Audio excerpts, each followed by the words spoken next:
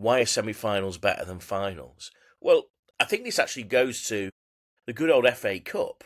Until we had FA Cup semi-finals at Wembley, semi-final day in the FA Cup was a gala day in English football. The semi-finals are always better than the actual final. But then again, you introduce the two-legged thing of the classic European tie, and you're going back to the 50s, going back to, Manchester United, Real Madrid in, 56, 57, throughout European football history. Those games have always been unbelievable. But does this one top the lot?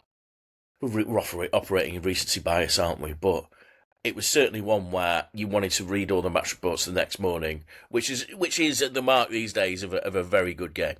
Well, I think the thing that was so striking last night, and maybe this isn't necessarily specific to semi-finals, but it was a little bit like Rory McIlroy on the final day of the Masters. The thing that made it great was football recently, and I know this is a wider discussion, I don't particularly want to get into this discussion, but football recently has aimed at control. It's been about reducing risk in a sport that contains more risk than almost any other sport, or any other team sport.